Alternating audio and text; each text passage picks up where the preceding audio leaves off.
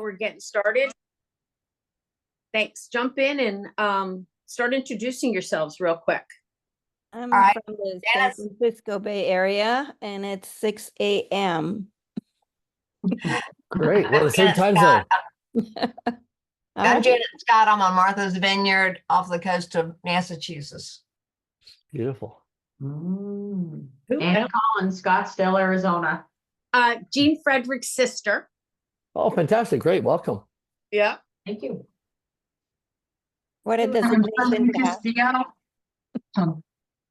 Charlene Castillo. I'm in Tucson, Arizona, and I just saw this in my inbox, so I wasn't really prepared this morning, but I thought, what the heck, I'll show up in my jammies. Absolutely. You're here. That's the key thing. Who else wants to jump in and introduce themselves? Kevin Hunter, good to see you. Good to see you, Peggy. Kevin Hunter in Frisco, Texas.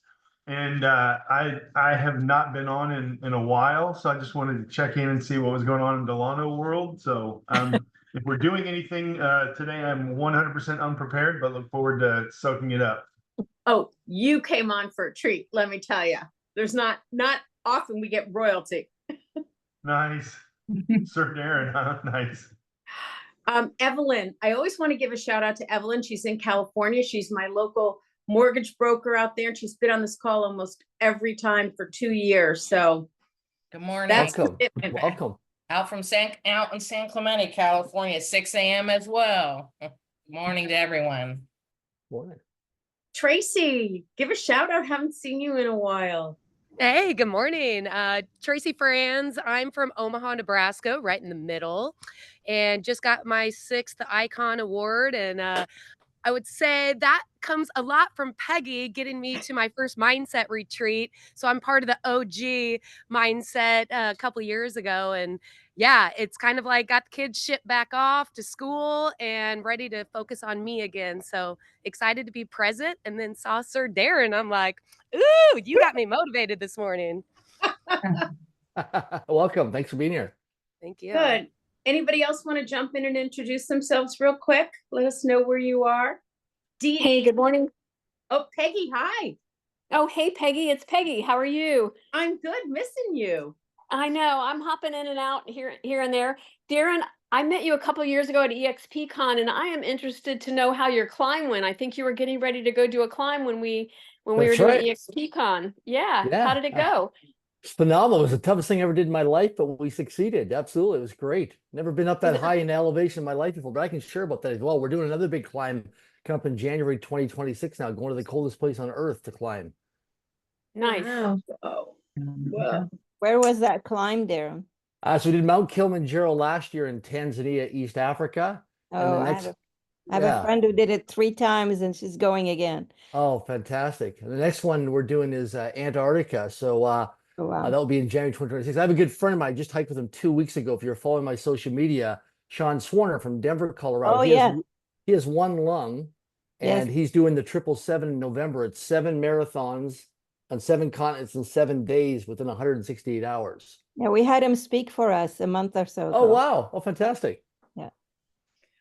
Cool. Well, there's a lot of good people. Dee Dee, jump in and say hi. Hi there. Good morning. Sorry I'm Good late, morning. guys. Nice to see you and to meet you. Darren, Welcome. thank you so much. Grateful to be here. Thanks for being here. Sure, Oh, Darren. Dee Thank Dee's you for in New being here. Jersey. Yeah. Great. Okay. Representing. Represent. Dee Dee was just Dee Dee's a new agent, and she was on the Build 24 cruise to the Bahamas with me a few weeks ago. So Great. okay, whoever else is coming in, but we are just going to hit this on fire real fast and furious. So there's so much to talk about. I don't even know where to start. But I guess the first thing is you are amazing. You are one of the most fascinating people I've ever met. And I think a lot of people around the world would say that as well. Nothing gets in your way. Nothing stops you, like Mount Kilimanjaro. And now you're going to hike up to the coldest part in the world. But I think we're all really excited first. How do you become a knight? How do you get knighted? Oh, great question. So if you're taking notes, you want to write this down. Never assume you aren't being observed. Never assume you aren't being observed. So when you're out at networking functions, you're online, you're on social media, you're at the grocery store, never assume you aren't being observed. And so I spent from 1995 to the year 2015, I traveled as one of the top corporate trainers in the world. I used to travel on average of 276 days a year globally. So I was somewhere, 3 weeks a month, I was somewhere on planet Earth, somewhere in the world. And, I was at a lot of functions, a lot of events, seminars, workshops, conferences all the time in 50 different countries on 4 different continents. And so over the years, attending various different functions, I had attended like in Monaco and France, Dubai, all over. I was at functions, charity events as well, where I'd met different royalty from various different parts of the world. And it was fascinating. I'd meet these people and go through sometimes wait in line and sometimes be at the same table and meet these people. And in 2022, during COVID, I was contacted by the Royal Order. And so when they contacted me in January of 2022 through a telephone call, first off was a telephone call, I thought, okay, it's one of these pay to play things, because a few years earlier I was contacted to see if I wanted to be on a panel on a stage with Sir Richard Branson, but I had to pay 75,000 US dollars as a title sponsor to be part of this panel as a title sponsor. So it was a pay to play. And so I thought, okay, they're calling me to solicit me to see if I want to be, knighted, and I pay for this. And I thought, okay. So when they're going through the discovery call with me, the gentleman asked me, he said, he was very professional, very polite. He says, do you have any questions? And I said, yeah. How much do you want me to write a check for? And they took offense to it because it's like a bribe. And so I learned, a few months later through the discovery and due diligence process, when I had a chance to meet up with this person again, I said, listen, can I ask you a question? Like, when I asked you this question, you were a little bit taken off by it. And I said, why? And he goes, well, people don't write a check for this. This is something you earn. There's 8 different categories. Just like a Nobel Peace Prize, there's different categories of qualifications. You can't buy your way into the Royal Order. It's something that very few people on the planet are selected for. So if we look at Sir Richard Branson, Sir Elton John, the various different men and women around the planet who've been knighted, they're getting up there in their 70s and their 80s and their ages. And so they started to, knight the next generation of men and women on Earth. And so when I got nominated, there's over 400 people globally that were nominated from various different backgrounds from all over the world, from all different walks of life. And of those 400 plus people, there's a 4 to 6 month due diligence process they go through. They do a deep dive. They did a social media audit on me. They went back 3 to 5 years on a social media audit to make sure everything I was posting or sharing was authentic. It was vulnerable. It was integral. It wasn't political. It wasn't, misleading. It wasn't embellishing. There's a whole bunch of stuff they go through. Then they go through a whole character reference check. They go through criminal police background checks internationally. If you have more than one passport, they verify, if you're in different countries. They had reference checks on me. So they were going through people that were on my social media, people in my network, people in my inner circle. And the thing is, I couldn't discuss any of this. So I started getting phone calls from people in my network, my inner circle, saying, hey, Darren, I'm getting this phone call from this investigation firm. What's going on? And so I reached out to the Royal Order and I said, listen, I have to be fully transparent with you. I've got some people who are concerned, who've got my back, who are wondering what's going on. What do I tell these people? So I'm in integrity. And they said, well, Darren, you serve on multiple different paid boards of directors and advisory boards of public and private companies globally. You just show that you're in due diligence with one of these organizations. And I said, okay. So I just said to myself, I'm under investigation right now to look at doing some work with this organization. And that's how it began. So I was chosen under 2 categories of the 8 categories. One was global entrepreneurship, and the other one was global philanthropy. And the reason why I was chosen to be knighted as Sir Darren Jacklin, I was one of 2 Canadian citizens, because I'm primarily based in Vancouver, British Columbia, Canada. And there was 24 people out of the 400 people that were nominated, 24 people that were chosen globally. So 24, there's 15 men and 9 women from all over the world. There's a few American citizens, a few Canadians, and the rest were United Arab Emirates, Australia, all over the African continent, India, all over the place. And so we actually have a Royal Order call every month, the first Wednesday of every month on Zoom video. People from all over come together and we have a call and we talk about various different projects that we're working on. So when I took my oath in 2022, It was in June of 2022 with the royal family, with the sword and everything. I made two public global declarations. Number one was to be a global ambassador for mental health awareness. We all know somebody in our personal professional lives, in our neighborhoods, in our communities who've been impacted by mental health, whether it's through drugs and alcohol, it's through addictions, it's through self-confidence, self-esteem, it's through suicide, various different forms of mental health.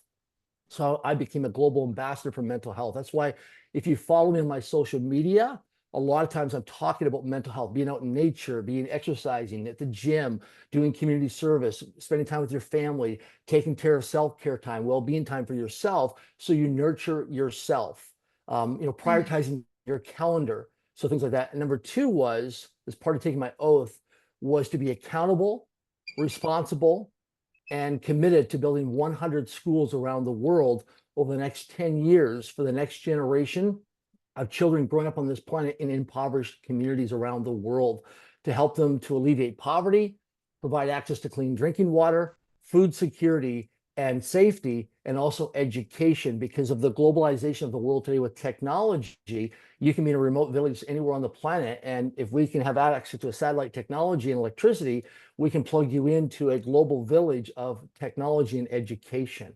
And so we built our first school over in Liberia, West Africa through Link Foundation, which is an international foundation that Tatiana and I have created a few years ago. We've committed $100 million over the next 10 years to philanthropy as well, alongside building 100 schools. And so we built our first pilot school in Liberia, West Africa. And why we chose Liberia was in 2018, we did a humanitarian trip, Tatiana and I together there. And we witnessed some of the most impoverished children living in harsh conditions in the world. It was extreme poverty. And we made a declaration while we were there to build our first pilot school there. And so we have over 300 children now from preschool to grade 6 for the first time ever in their lives in a village ever going to school and being educated now. And the women in the village, when we went in there, we asked the ladies in the village, if there's one wish that you could grant in this village, what would it be? And all the women got together and they said, provide education for the children. And so we did. And so it's incredible when you see a village. People always ask me, they go, what's one of the biggest problems or challenges you face at the school? And it's children walking 4 or 5 miles because that's their only hope.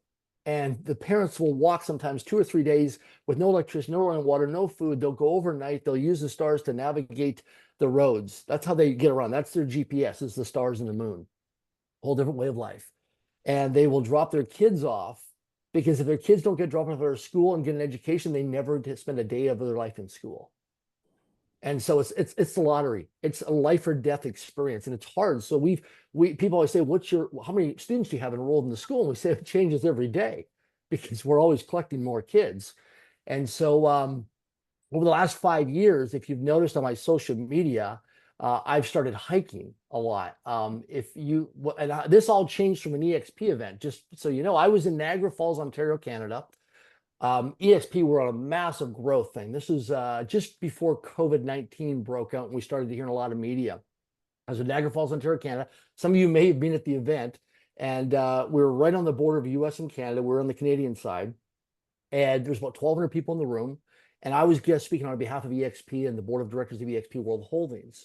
And that morning, I was in my hotel room, and I had a brand new dress suit on and a brand new shirt. And I realized, oh my gosh, I am so out of integrity with my health and my fitness and my body. I'm so out of integrity. Here I am. The buttons are going to blow on my dress shirt. For so many years when I was traveling as a corporate trainer, I was traveling 276 days a year. I was addicted to fast food, and I was addicted to sugar. All the different time zones, all the travel, all the airports, airplanes I was in, arriving late at midnight into hotels, the restaurants shut down, not being able to make healthy food choices, completely out of integrity with my health and fitness.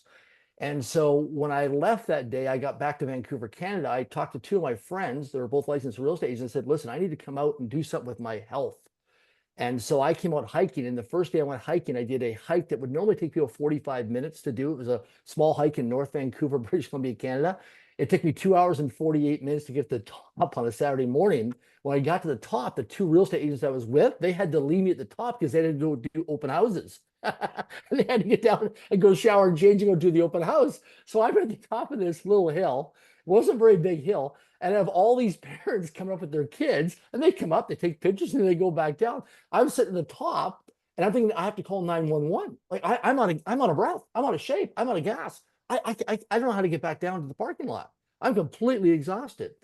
And so I'm embarrassed. I'm frustrated, all this stuff. I'm thinking, oh my gosh. So finally I rest and reset while I'm up there. I practice this breathing and force bathing while up there. I get back down the mountain because I was thinking about calling search and rescue, calling 911.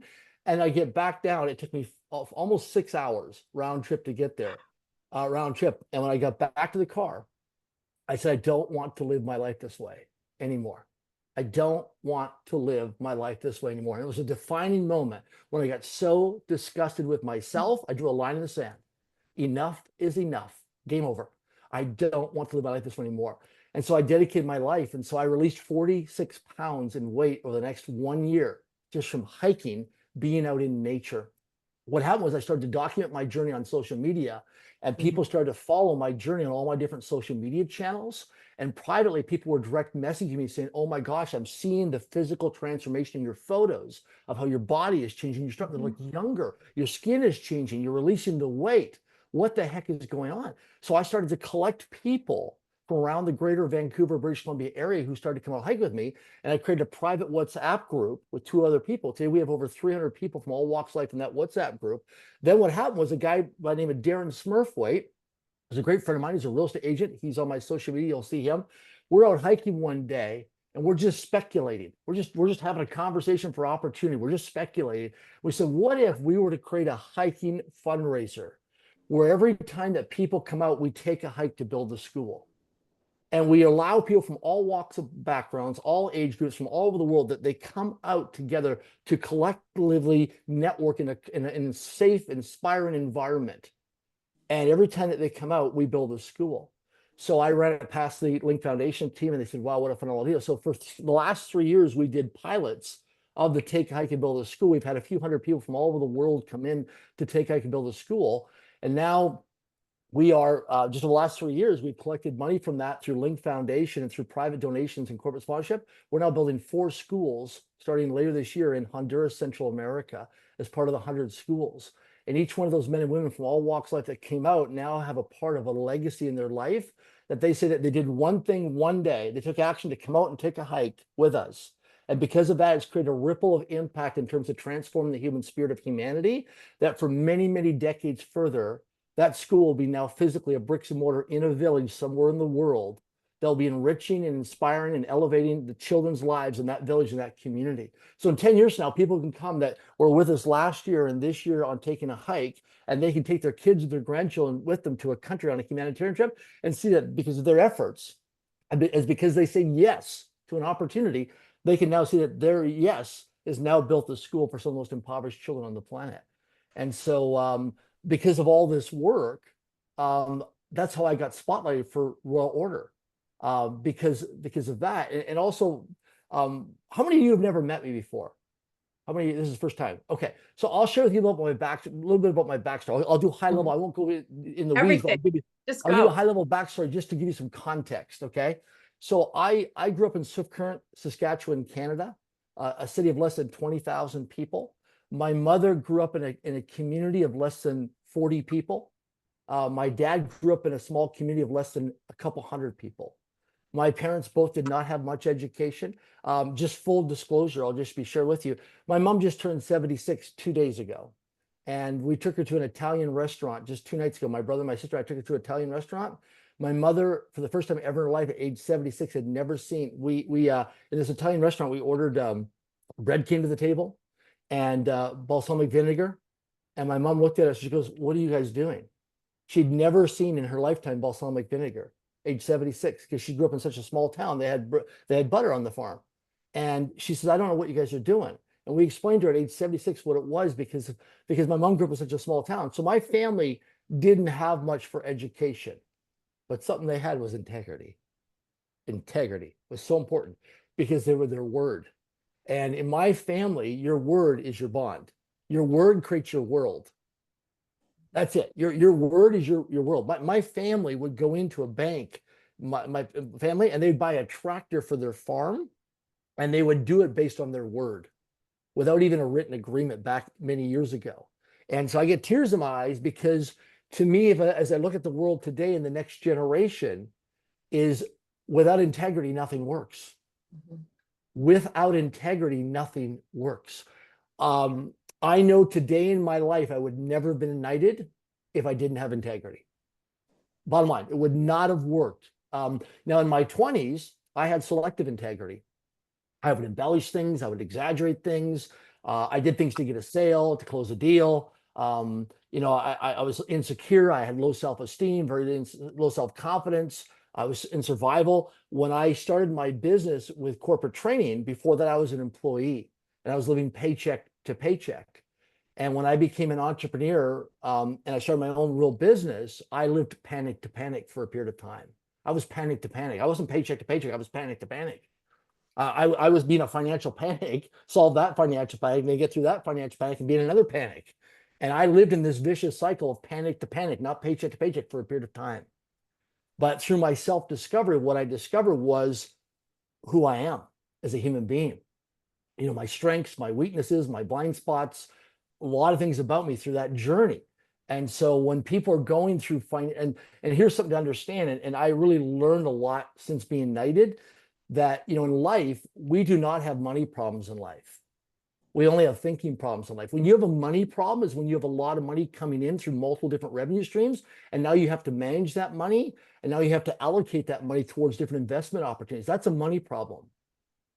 But if we don't have money, that's a thinking problem, not a money problem. And because there's no shortage of money on the planet. And so when I went through the whole knighting process, I had to reinvent myself because I had an identity that, I grew up in a small community. So what happened was a little bit about my backstory. So I grew up, I failed grade 1 of public school. I was misdiagnosed with a learning disability and a reading disability in grade 1. And it was determined by the public school system with a conversation with my parents that I was unfit to attend regular public school. So from grade 1 through to grade 12 of public school, I was in special education my whole entire school life. I never went to regular public school. I was in a small little classroom with special ed kids, especially mentally challenged kids. And so when I was 7 years of age, for those of you who have children or grandchildren, when I was 7 years of age, due to childhood trauma, I created my first company called Rent-A-Kid. And I would go out and knock on doors all over my neighborhood in Swift Current, Saskatchewan, Canada. And I created a business called Rent-A-Kid. And my business was called Rent-A-Kid. And I would go out and cut grass, shovel snow in the wintertime, and deliver newspapers 6 days a week. By the time I was 9 years of age, I hired my 2 best friends, which I'm 52 years of age today. And those 2 friends are still in my life, and we're still great friends to this day, 45 years later. We communicate often. I just spoke to the one just the other day. And at age 9, I hired my 2 best friends, went through junior high school, struggled academically, very low self-esteem, no guidance, no direction, no focus, got into high school. And in grade 11, I was taken out of class one day by a guidance counselor and a school teacher. They brought me to the guidance counselor's office in the high school. And they said, Darren, based on your academic marks, you're a D student, you'll probably not graduate from high school. We only make the school debt so big, so they'll probably push you through the system. You'll probably graduate, but you're not going to amount to much. So we're just curious as part of, you're never going to go to college, never go to university. So if you get out in the real world, like, what do you want to do? And so I want to travel the world, want to make a big difference. I want to build companies, want to do those stuff. And they both looked at each other, the guidance counselor and the school teacher, and they laughed and said, Darren, you have to understand something. You have to be realistic. Darren, you have to be realistic. You're never going to get a college university degree. You're one of these kids that's like a throwaway kid, Darren. Kids like you don't amount to much in life. You're not going to go very far. Well, that was fuel. That was motivation for me. And so what happened was I ended up doing various different businesses, like getting involved with different things. I became a telemarketer. I used to make 400 phone calls a day, 2,000 cold calls a week, selling magazine subscriptions over the telephone, doing outbound telephone calls. And I did that for 7 months here in Canada. And after 7 months, my boss came to me, Glenn, and he said, Darren, you can't go any further. You're the #1 telemarketer in Canada for Maclean's magazine. You can't sell any more magazine subscriptions. You're the #1. Because I would talk in front of a mirror. And I used to master the telephone of rejection because as a kid, I overcome rejection. And here's something you can write down if you're taking notes. Whatever you lack in skill, make it up in numbers. Whatever you lack in skill, make it up in numbers. Whatever you lack in skill, make it up in numbers. So whatever you're not good at, if it's prospecting, networking, agent attraction, if you're doing that, whatever it is, if you're not good at asking referrals, asking for endorsements, asking people to join your team, asking people to join you as a Facebook or a social media friend, whatever it is, whatever you lack in skill, you make it up in numbers. Now, what I used to do when I was a kid, because I was so insecure and shy and shut down because of childhood trauma, I used to take pennies, and I would take 10 Canadian pennies and secretly put them in my left pocket. And every time I talked to somebody, I would transfer the penny from my left pocket to my right pocket, and I played a game every day. And the goal was to transfer 10 pennies from my left pocket to my right pocket. And sometimes it was late in the evening. I'd go to Denny's restaurant or go to 7-Eleven because it was 24 hours. And I would go meet people at these 24-hour locations so I could transfer my pennies. And I'd play these games. And that's what I realized was whatever I lack in skill, I make it up in numbers. And so wherever you're at right now, realize it's challenging. Like, so I'll give you another example with you. So just a few years ago, I went to the gym at age 48 for the first time ever in my life. Never been to a gym before. Never had a gym membership my entire life. First day I go to the gym, I don't know how to use the treadmill. I'm 48 years of age, okay? 4 years ago. Go to use the treadmill, and I'm on the treadmill, and I'm watching this girl in front of me on this Stairmaster thing, and I'm very visual, so I like to learn strategies and patterns. And I'm watching this woman, how fast she can go on this thing. I'm thinking, how did she do that? How can she move her feet so fast? So I'm watching the technique, and as I'm watching, I shot off the back of the treadmill, and I broke 2 ribs on my first day ever in a gym. So they were going to call the ambulance. And so I ended up getting to the hospital and I had 2 fractured ribs on my first. So imagine, talk about pain or pleasure. My first day ever going to a gym, massive pain, broke 2 ribs. And now I go 6 days a week to the gym. I'm committed, I'm disciplined. And so my first experience was a real bad experience by having a hospital visit, right? So it was an uncomfortable, unpleasant experience. But I stayed after I healed and I got better, and I talked to a trainer, and I had people, because I had mental blocks, and I'm thinking, oh my gosh, I don't want to go back to a gym. I don't want to get hurt like that again. And so, but I overcome that. And so in life, understand that success is a series of well-managed failures. That's what success is. Success is a series of well-managed failures. The bigger the game you play in your life, the more responsibilities, the more accountabilities you're going to have, the more things you're taking on. And guess what? You're gonna screw up. You're gonna make mistakes. Things are not always working out perfectly. It's so important to realize that. And so I went through school. I did graduate with a grade 12. I was a D student. I tell people I got my PhD, my public high school diploma. And so I got that. I left high school.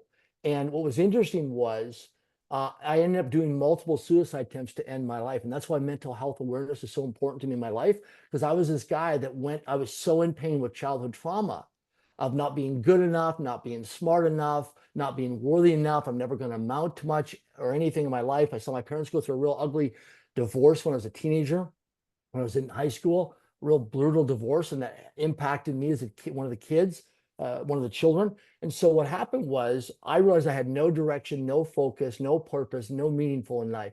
Who am I? I'm just this throwaway kid, this special ed kid, never going to amount to much. Who am I?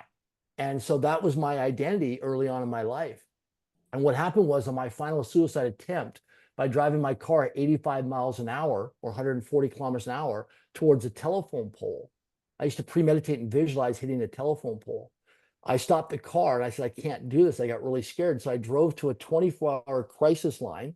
I rang the door buzzer. A lady came out, opened the door, and she said, can I help you? And I said, I'm trying to commit suicide. And she goes, come in. She brought me in. They started to offer me counseling, which I'd been through in high school with the guidance counselors, was being in special ed. So this is familiar to me, but different.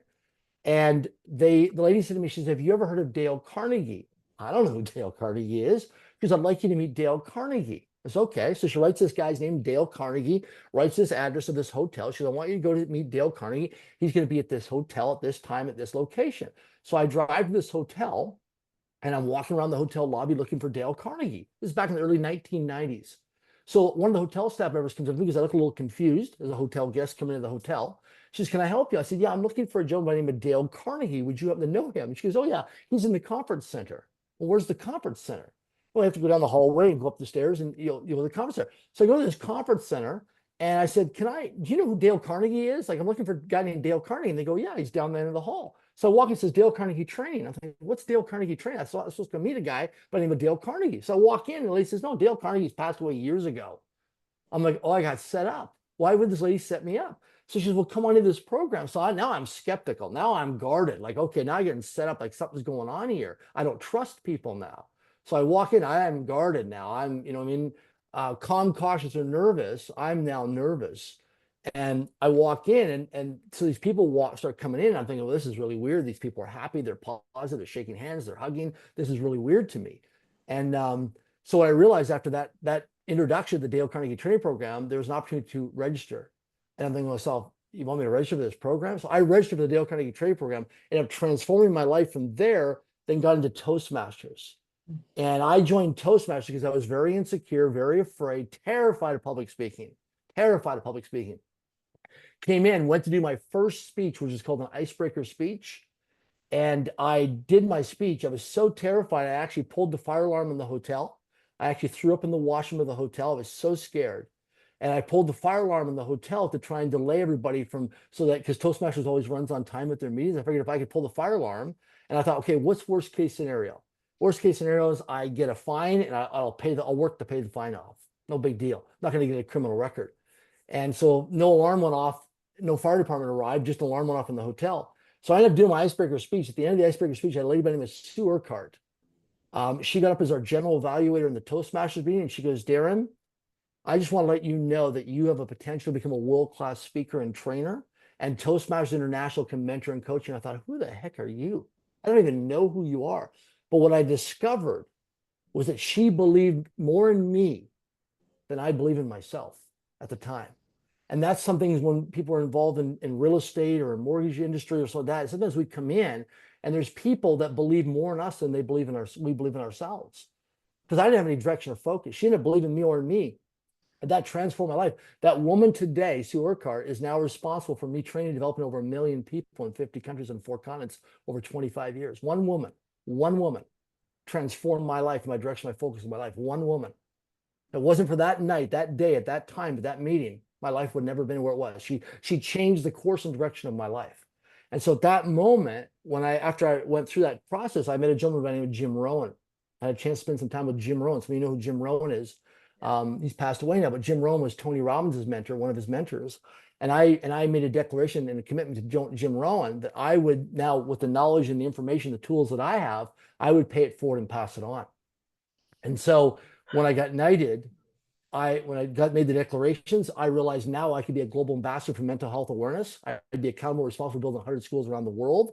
And I would use this as a platform because when I got knighted, I thought, I'm not going to tell people publicly. And then people said it would be a disservice to humanity if you didn't share that you were Sir Darren Jacklin and you leverage the platform for a force for good on the planet to make a positive difference in the world. So, yeah. That's awesome. How about the water project, Darren? I'm very interested in hearing. Peggy mentioned that's one of my passions. Yes, absolutely. And my friend who climbed Kilimanjaro actually got to know her Sherpa and has generated fundraising to support kids in Kilimanjaro. And we just sponsored 40 kids recently. Wow. Yeah. Wow. Oh, thank you for your service for doing that. Doesn't it feel so good to do that? Absolutely. But water is so important for kids everywhere. And if you could share what you're doing there, that'd be great. You betcha. So my first experience with water was I was in Uganda, East Africa. And what happened was I got to go walk for water one morning. So in a village, what they do is they take you out and you walk for water. So if you can imagine like a gas jerry can, right? And for your lawnmower or your snowblower, depends on where you live. And here I am walking a few miles one early morning with a bunch of people from a village in rural Uganda, East Africa. And we're going to get water. This is dirty water from a stream. And this is just like unimaginable water that you would never drink or bathe in. And this is their drinking water. We bring it back. We fill up the jerry cans and we come back to the village. And then they boil the water on a campfire. At that moment, I realized, oh my gosh, So as part of us building 100 schools, we're now providing access to clean drinking water. And so currently we're using a filter called Sawyer, Sawyer. I think they're based out of Florida. You can order them on Amazon or go to sawyer.com, Sawyer. So we're using the Sawyer water filters. But as we go forward, as part of these 100 schools through Link Foundation, we're actually going to be drilling for drinking water with using drinking wells. We'll be using that. And it's so rewarding because what we're doing now, when we do the Take a Hike, Build a School through Link Foundation, Elevate to Educate, we're going to have people who are participants or hiking participants come out. And then if they want to take on the project of raising a couple $1,000s, they'll have that accountability and responsibility to actually then own the well. So they'll come in as responsibility to take ownership of building that well beside the school. And then what we're going to do depends on where these schools are around the world.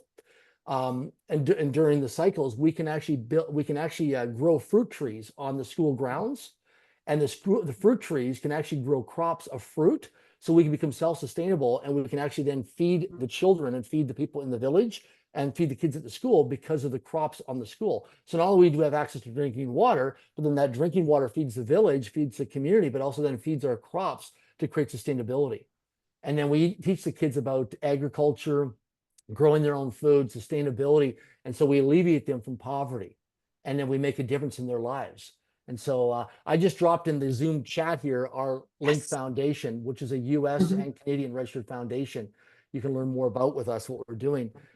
Next year, if you have an interest in coming out hiking, or you want to network and meet some great people, for those people in EXP, or even mortgage brokers, or if you're in other industries, if you talk to any of our participants that have been involved with our Take Hike Build a School, they'll tell you it's an extraordinary event for getting access and meeting and networking. Here's something I'm going to share with you about hiking.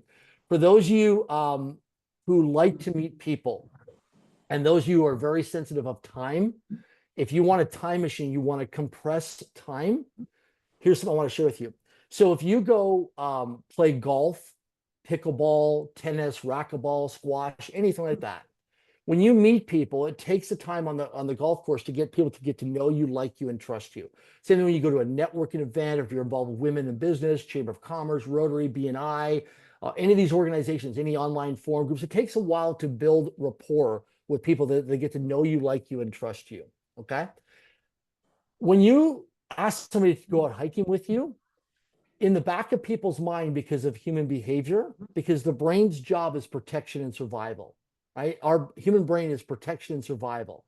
That's our brain's job, is protection and survival. When I ask any of you to come out hiking with me, the first thing in the back of your mind, now you might not say this out loud, but in the back of your mind, you think, oh my gosh, am I going to get eaten or attacked by a wild animal?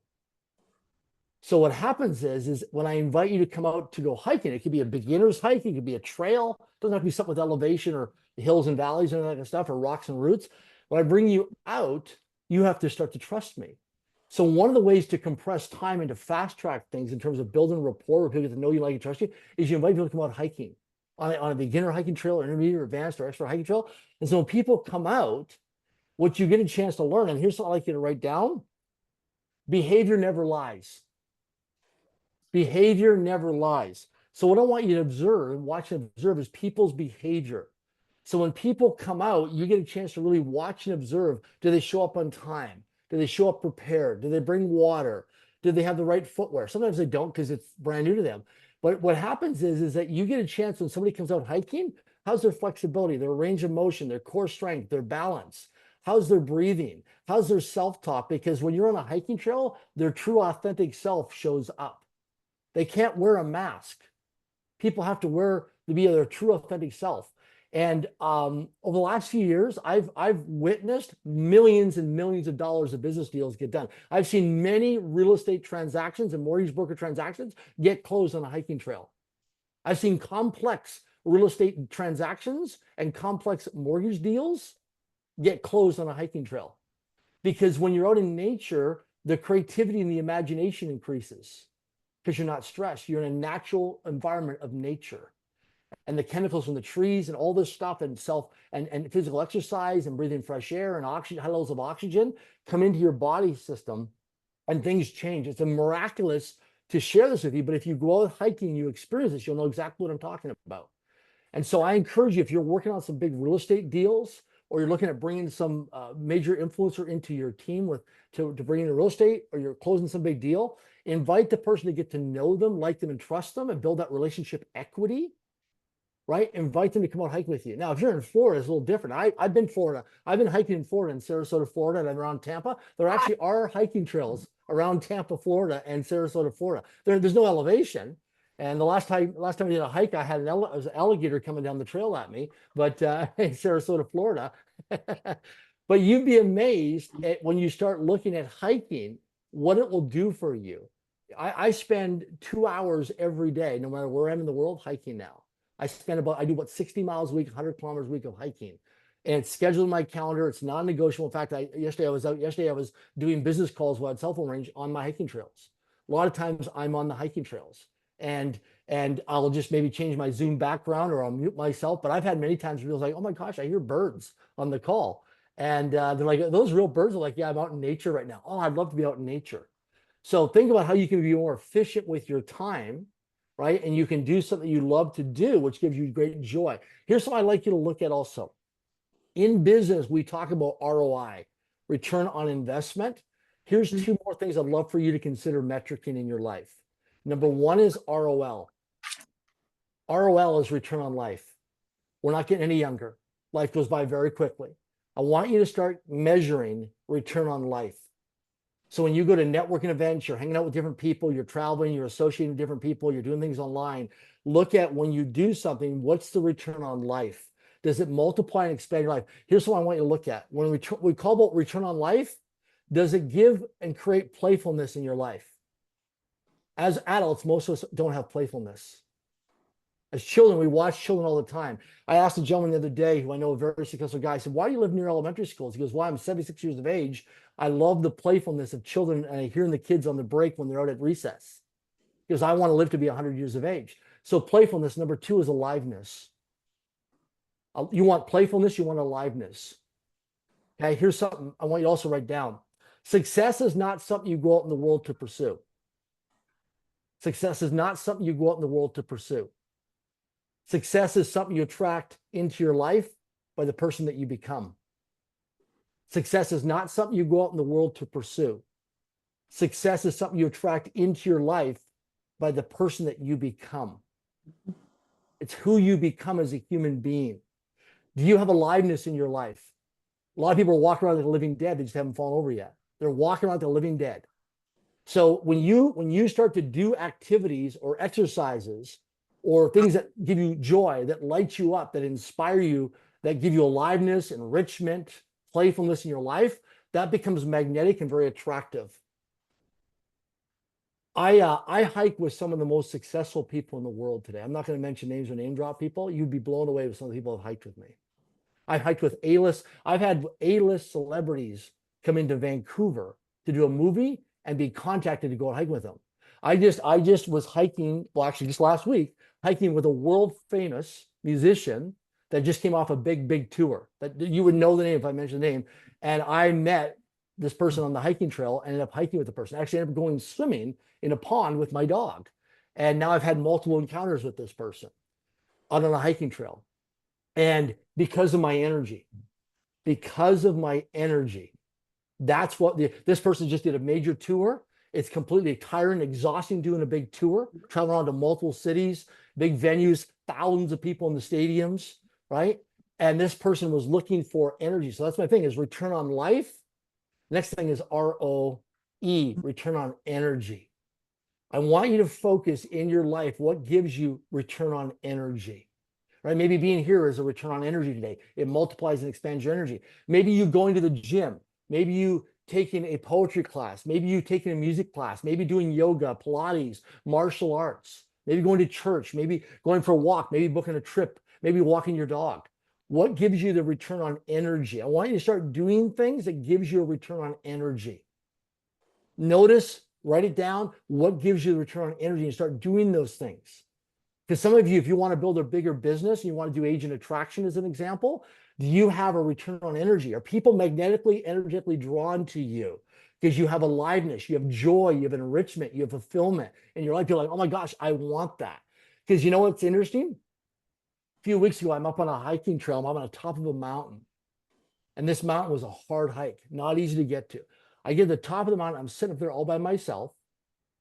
Two people come up the mountain. I see them for like an hour coming up the trail, zigzagging up the trail, doing the switchbacks.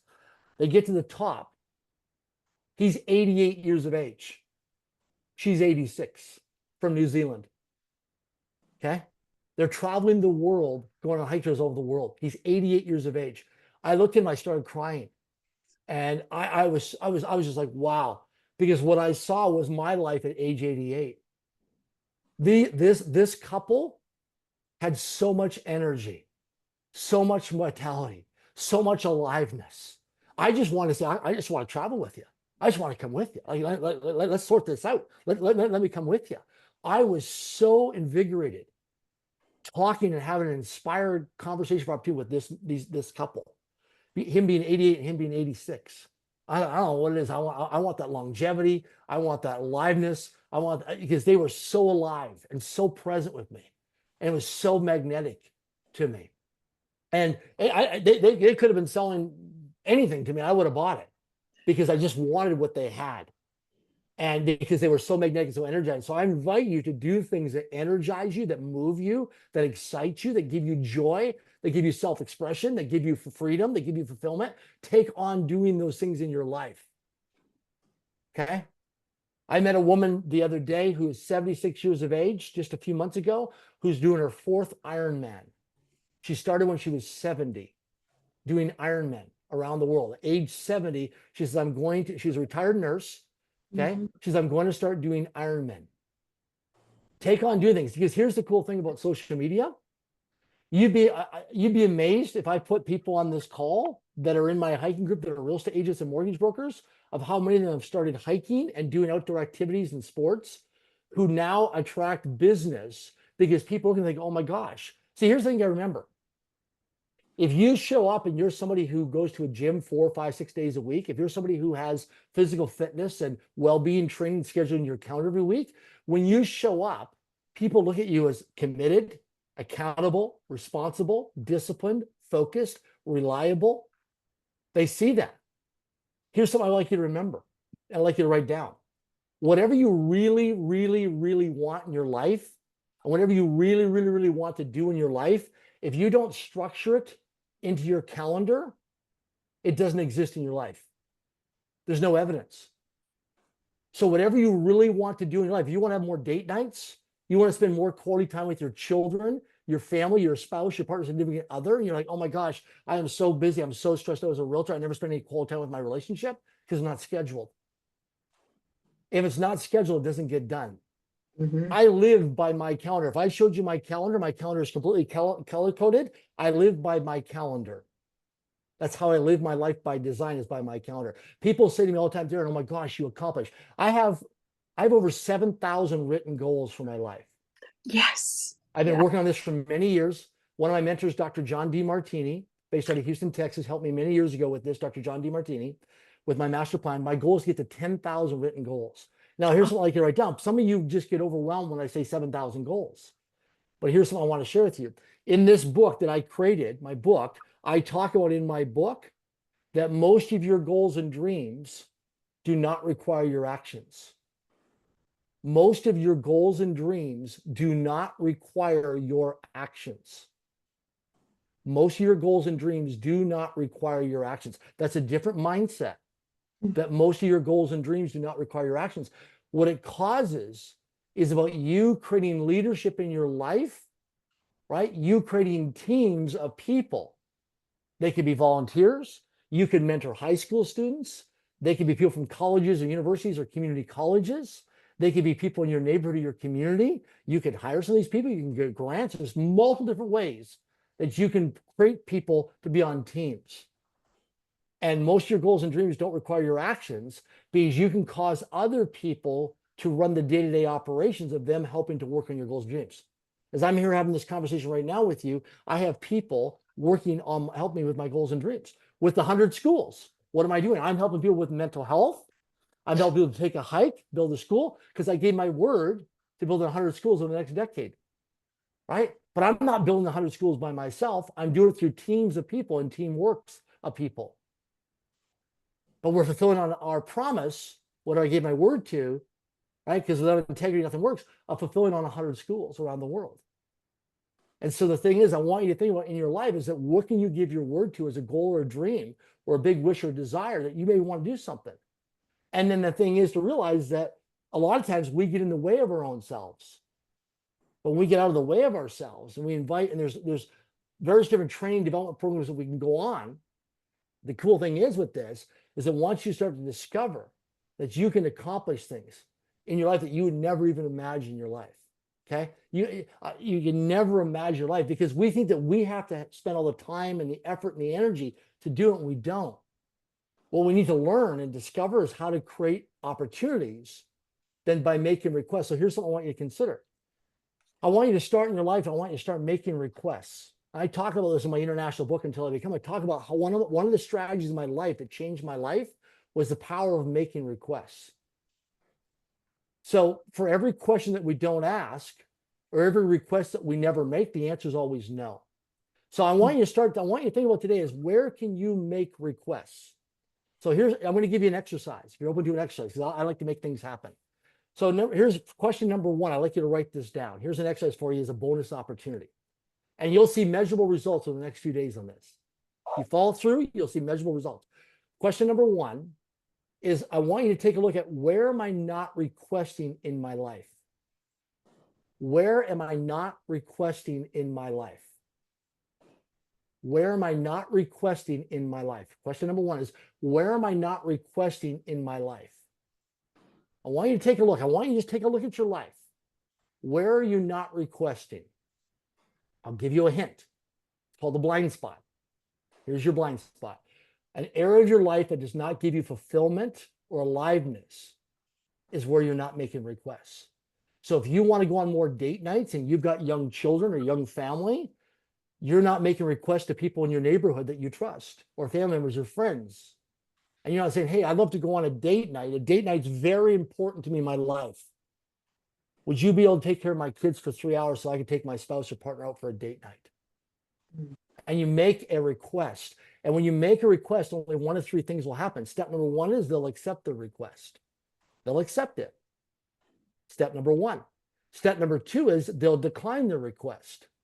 They'll decline it. Or step number three is they'll counteroffer the request. So they'll accept it, decline it, or counteroffer it. The next time you walk into a restaurant, make a request for a complimentary dessert. Not free, but complimentary. Because if you had a bad experience or bad service, they try and maybe comp you with a dessert. So why should you get rewarded for bad behavior? The toughest thing is to get a customer in the door and have them seated at the table. It's the hardest thing in marketing and business in a restaurant is to get you to sit at the table and order food. So what gets rewarded gets repeated. So make a request. Next time you go to a hotel, make a request for a complimentary upgrade. And the hotel staff will either accept, decline, or counteroffer. I've stayed in penthouse suites. I've stayed in honeymoon suites. I've stayed in executive suites many times. Now, 7 out of 10 times when I make a request, they give me a yes. You would be amazed by making requests. And here's the thing is I want you to also consider sometimes you have to make unreasonable requests. Some of you have people in your life that love and care about you, but you never make a request for a referral. You never make a request for them to give you an endorsement. You never make a request for them to join your team because you never ask. You never ask. I've had some of the most successful people in real estate in North America out with me hiking from across North America. And I've asked them, for example, with EXP Realty. I served for 10 years on the board of directors. I said, did anybody ever ask you about joining EXP? No, I don't know anything about it. And yet they're a 7-figure income earner in this other company. I don't know anything about it. I've heard about it, keep hearing about it. People talk, but no one's ever explained to me before. And you'd be amazed. You'd be amazed. Because what happens is people put them on a pedestal. They put themselves in the pit. They minimize themselves and think, oh, this person's so much better than me. I can never play at their level. You know what I mean? And they don't have that conversation for opportunity. People are waiting for an invitation to be invited to opportunities. What I do is when we do taking hikes, I invite people from all walks of life, all backgrounds, all different ages, and I let them powerfully choose whether they want to accept, decline, or counteroffer my invitation.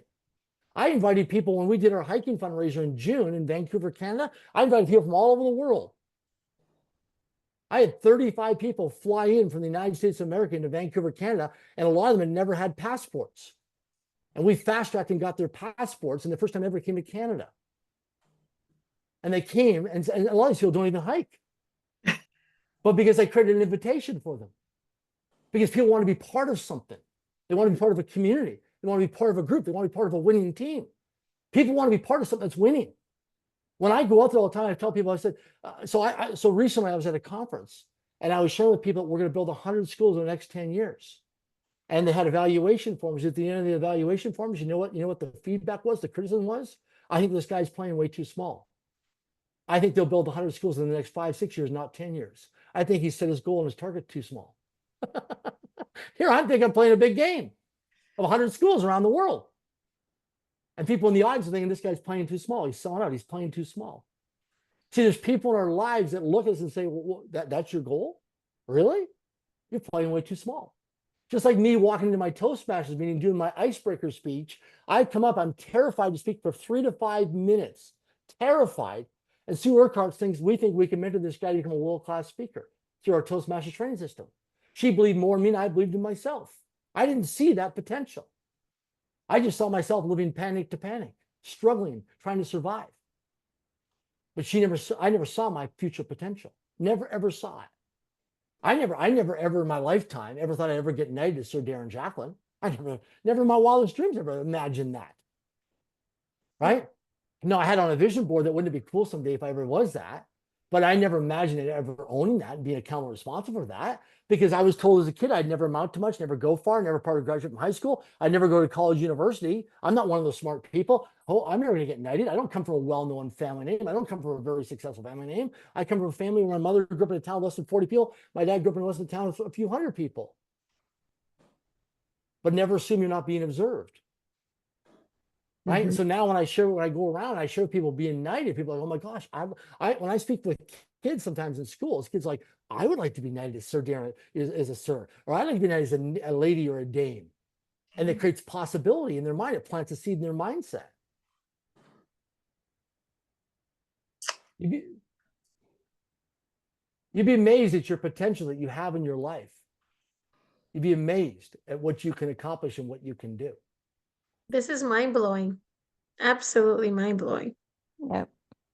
Yeah. Go back to those guidance counselors and tell them who you are. Exactly. And such a terrible thing to tell a kid too. I mean, horrible. Instead of inspiring, they just press down on you. That's terrible. So it's really interesting. 2015, I take a 7-month leadership course. So I'm always taking training development, because Dr. Stephen Covey wrote a best-selling book called The 7 Habits of Highly Effective People. And one of the 7 habits is sharpening the saw. So I'm always sharpening the saw. So I'm always enrolling it. Like I just signed up 2 weeks ago for forest bathing certification. I'm going to be certified in forest bathing and forest therapy. It's totally out of my realm of thinking and thinking. But I thought, you know what? I spent a lot of time in nature. I'm going to take this. So the first thing is I look at myself. I look at this and think, oh my gosh, I have to write an exam. It's a certification program. So automatically my mindset goes, Darren, you remember back in school? You didn't write, you didn't do exams. So then I thought, oh my gosh. So then all of a sudden this mental block of, oh my gosh, I'm not good enough, I'm not smart. So this negative self-talk kicks in. So I thought, what would I do? Sign up. So I enrolled. I paid $175. I joined in the program. And it's an online program, self-paced program. So I'm like, okay, so now I'm doing daily affirmations when I'm going through this program to reinforce that I can pass the exam to be certified. Because all of a sudden that fear, doubt, worry, insecurity comes up that it brings me back to childhood of being that kid who was in special ed, B student, never going to write stuff. But I thought, no, I'm going to get certified in it, right? So I can serve more people, make more of a difference in people's lives. So when we're out and somebody's under stress, I can walk them up to a pine tree and have them touch the pine tree and feel the energy from the pine tree that helps de-stress them. Wow. I can help them go into a pond out in the water because there's minerals in the water in the pond, and have them go in and it'll actually work with them with depression and dealing with their self-confidence and their belief in themselves. So I can work with therapeutic ways in a natural way using nature to work with people to help enrich and fulfill their life and make a difference in their life. I never would have thought. If you ever, like, even so, quick example. So with Mount Kilimanjaro, so here I am, I'm doing all this hiking on my social media, I'm documenting all this stuff. I have a friend of mine named Aaron Kleinerman calls me up. This is 2 years ago. Calls me up. He goes, "Hey, Darren, can we jump on a Zoom call? I want to see you," because he likes to be on a video call. So we jump on a Zoom call. He goes, "Listen, I'm turning 40 in 2023. And he goes, I'd love for you," this is back in 2022, he goes, "I'd love for you to be on my team to go to Mount Kilimanjaro in Tanzania, East Africa." I said, "Well, how high is it?" He goes, "It's 19,340 feet, 5,895 meters in elevation, almost 20,000 feet." I said, "Aaron, you gotta be crazy, man. There's no way. That's an impossible goal. That's an impossible goal. There's no way I can hike some of that." Darren, he says, "You can train for it. And you've got 1 year to train for it." So what happened was I said, "No, I'm not going." He goes, "Darren, hold on a second. Don't take yourself out of the game." He said, "Would you call a friend of mine named Mike in Phoenix, Arizona?" I said, "For what?" And he goes, "Just call my friend Mike." I said, "Well, I don't have to call anybody to give you an answer. I told you the answer is no." He goes, "Just call my friend Mike before you give me a hard no." So I says, "Okay, fine. What's his number? What do you want me to say to him?" He says, "Just call up my friend Mike and tell him that I invite you to Kilimanjaro and what he thinks of the experience." I was okay. So I called this complete stranger. I cold called this guy named Mike in Phoenix, Arizona. Call him, I go, "Hi, Mike. My name is Sir Darren Jacklin. We have a mutual friend named Aaron Kleinerman. He asked me to give you a call. I have no idea what this conversation is about, but he asked me to talk to you about Mount Kilimanjaro. Number one, first of all, have you ever done Mount Kilimanjaro?" And he goes, "Yes, I have." I said, "What was your experience?" He goes, "Well, Darren, I'm 100% legally blind." He goes, "I have no eyes. They removed my eyes when I was in my early 20s because I had an eye infection, and they had to take my eyeballs out and put in porcelain fake eyes in my sockets. So I'm 100% legally blind, and I did Mount Kilimanjaro, and I did Mount Everest Base Camp, assisted with a guide." I'm like, "How the heck do you do that?" He goes, "With bear bells. I followed the trail with a bear bell." And he goes to me, he goes, "So Darren," he goes, "what's your excuse?" So I'm like, "Oh my gosh, you guys have legally advice." I call up Aaron back. I say, "Aaron, I'm in. I don't know how I'm going to do this." I get to Tanzania, East Africa in July of last year of 2023. I arrived a few days early to climatize and to deal with time zone differences and to adjust from continent to continent. I get there, I go to Mount Kilimanjaro, to the base of it, where you go into register in the national park in Tanzania on day one. I get there and I look up and I thought, "Oh my gosh, this is a lot bigger than the Canadian Rockies. This is a lot bigger than the 14ers in Colorado. This is a whole lot higher." I overshot the goal. So that night we have a dinner with all the hikers. There's 20 of us in a group, 20 hikers, 10 mountain guides, and 80, I think 70 or 80 porters. 130 of us in the group for 20 climbers. So that night we go for a dinner. We're all meeting each other for the first time in person from around the world, all these climbers, to do Mount Kilimanjaro. And they go around, they check in with everybody. And I said, "Listen, I just want to be full transparency with everybody." I said, "Right now I'm excited but terrified." I said, "I think I overshot the goal. I think this is much more of a bigger goal. It's an impossible goal. It's a lot bigger than I saw it on YouTube and on Google Images. I don't know if I can do this, get up there in 5 days and come down in 2 days and do this in 7 days." Everybody in the group starts laughing. I said, "Guys, hold on a second. This isn't funny. This is serious." And they go, "We're not laughing at you. We're laughing with you because we're just as scared as you are." Everyone in the room, except for the porters and the guides, were all scared of climbing Mount Kilimanjaro. Every one of us was scared. But yet we're also excited. So there's a balance of both scared and excitement. Understand this: in your life, you're always going to get hugged and slugged. There's always a balance of being hugged and slugged. You're always going to get kissed by some and kicked by others, kissed and kicked. There's always a balance. And you're always going to have support by some and challenged by others. Right? Some of you mentioned earlier about school teachers. I resented school teachers growing up because I had a lot of childhood trauma around school teachers. I even went to therapy, had coaches around teachers. In 2015, I'm in a leadership course for 7 months. There's 87 participants. There's a woman in the program who's a powerful woman in teaching, 3 academic degrees, been a high school teacher for 35 years. The group figures that we'd be a great, powerful couple in business and intimate relationship. Together, we're together now as Tatiana. I never would have thought I'd ever go and be in a relationship with the opposite of somebody I resented as a child growing up. But Tatiana was a high school teacher for 35 years, and now she runs all the day-to-day operations, and primarily in our businesses now, our group of companies is run by a team of women that run the day-to-day operations. I'm surrounded by a team of women virtually all over North America and internationally, right? And one of the things that it's awesome. Yeah, one thing that I'll just share quickly. One of the things I've really discovered in the men on the room is women's intuition. I highly encourage you when you're making decisions to trust women's intuition. I've written some pretty significant size 6-figure checks by making mistakes by not trusting women's intuitions. I wrote a check a few years ago for 400,000 US dollars for a mistake I made. It cost me $400,000. I had the money. I wrote a check, and that was such a painful day to write a check for 400,000 US dollars by not listening to women's intuition. Because a mistake I made because of my ego. I thought, no, I trust these people. I'm making a mistake. I'm investing in this opportunity, and the deal went sideways. The investment opportunity didn't work. And I ended up losing 400,000 US dollars in that opportunity. And I realize now, and so here's the thing about women's intuition.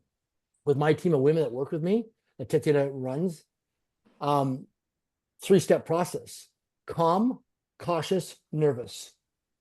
So whenever we're looking at an investment opportunity, wherever we're getting involved in something, I always ask the ladies, is your intuition step number 1, is it calm? Step number 2, is it cautious? Or step number 3, is it nervous? Are you calm, cautious, or nervous? So the ladies always say we're calm. Green light. Cautious, yellow light, like a traffic light. And red light is nervous. So calm, cautious, or nervous.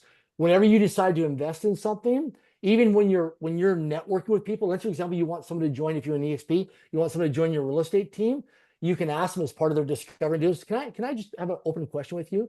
Right now, based on all the information that you know, what you've seen so far and what I share with you, where are you at? Are you calm, cautious, or nervous? And just ask the question. Right now, are you ready to put in an offer to buy this property? Right now, are you feeling calm, cautious, or nervous? Well, I'm calm, but my wife right now is a little bit cautious. Great. What is she cautious about? And let them talk. You'd be amazed at what you'll discover with people when you ask them, are you calm, cautious, or nervous? And let them talk. If they're calm, they want to proceed. If they're cautious, they want to do more research, ask more questions, do more due diligence. If they're nervous, they're scared, right? And ask that question. It's a very powerful question. Are you calm, cautious, or nervous? And I ask it all the time. And I tell you, it's amazing what happens in terms of our culture, our team that we build, the strength of our team, because I ask all the time, are you calm, cautious, or nervous?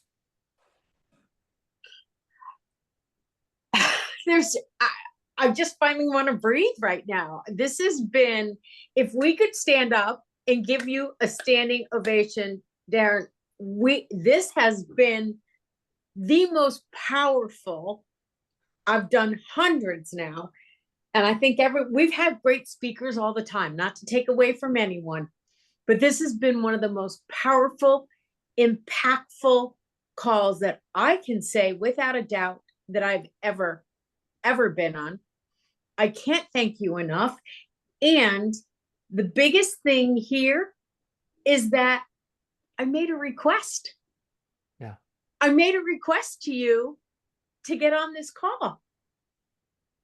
Yeah. What are you not requesting in your life?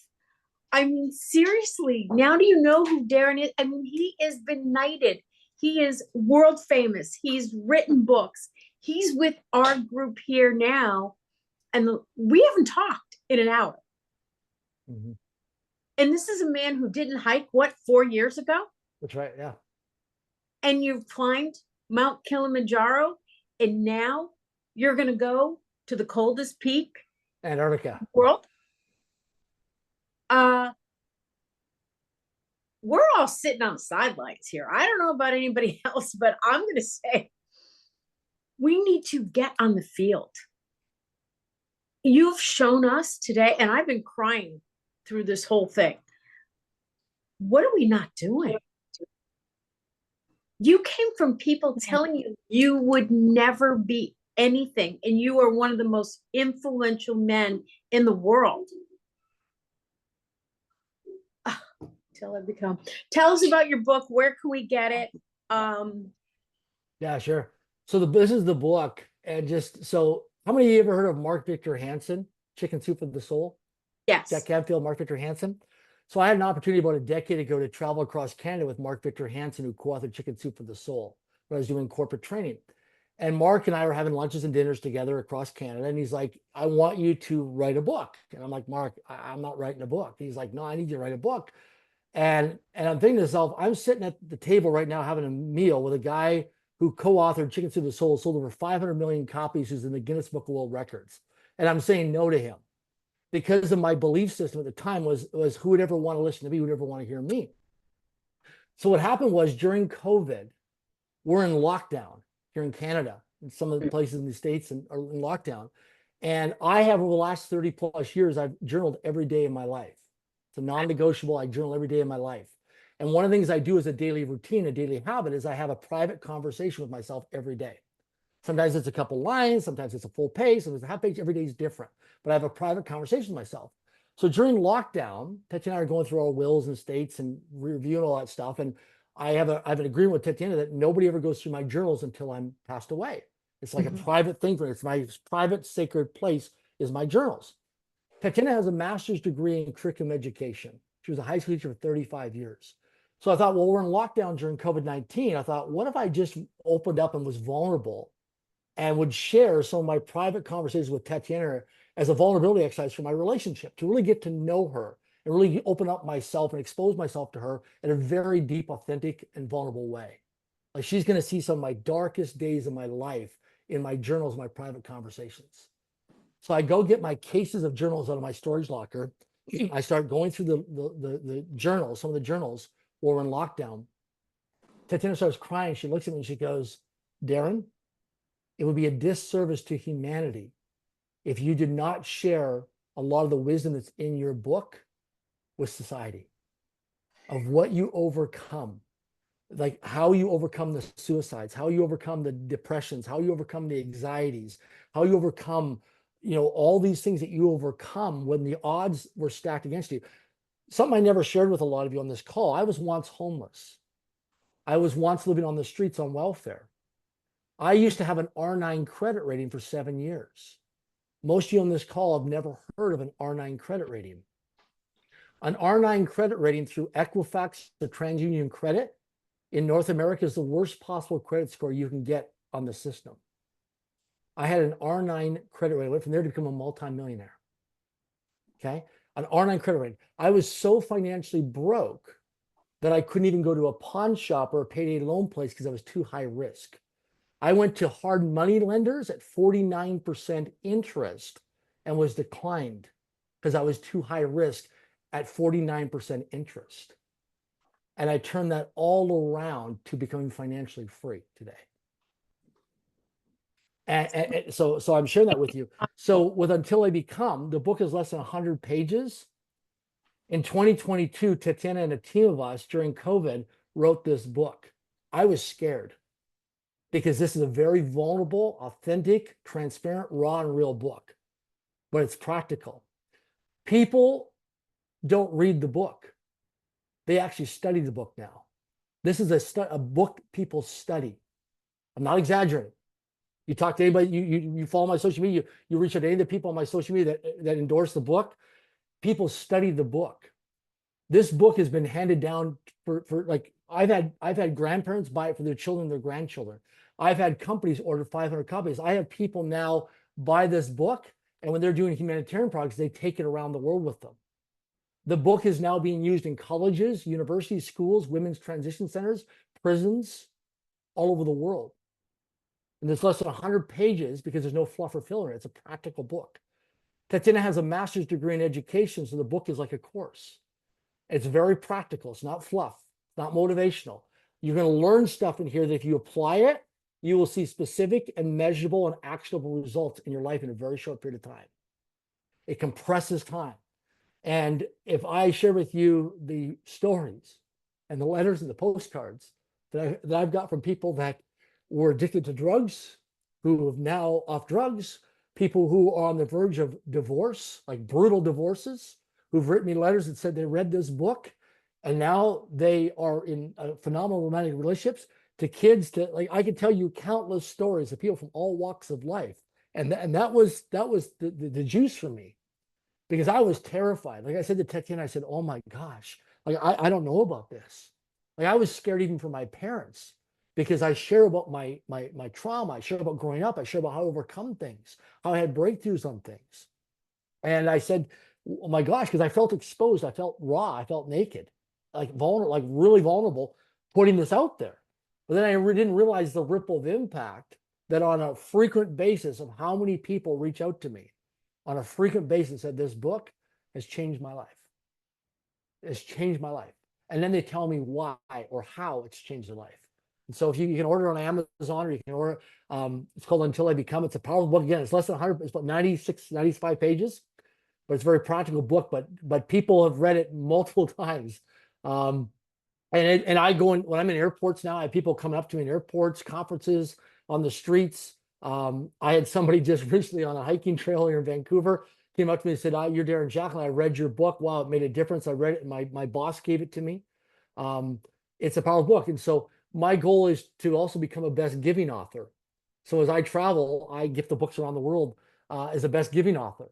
I want to, to make a huge difference in lives. And so all the kids in our schools around the world get a copy of the book and stuff. And but yeah, you can order on Amazon. Just Google it, and that's the book. I recommend you get a copy of it and let the book enrich your life. You'll learn a lot in the book because I share and I'm very transparent and very open. But I give you strategies, tools, and tips and techniques of things.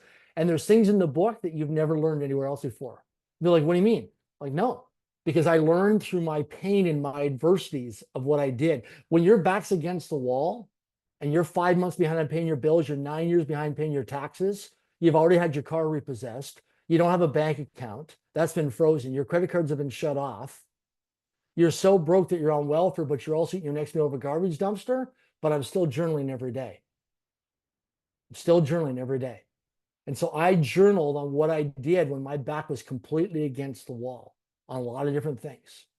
And so I talk about it in the book. And so you'll learn through my pain and my adversities and my setbacks and my challenges, how I overcome that and completely turn my life around. And I share it in the book. It's powerful. It's practical. You're muted, Peggy. I'm gonna mute myself. Okay, here's what I'd love to do, because I know we're way over and I want to be respectful of everybody's time here. I'm going to put this out there that we order the book, and then as a group, we have you back on or do a separate session on this. So here I am requesting, and I'm going to make it happen. Darren, I'm speechless. I've known you for years. I've been blessed to have private dinners with you. Your energy is amazing.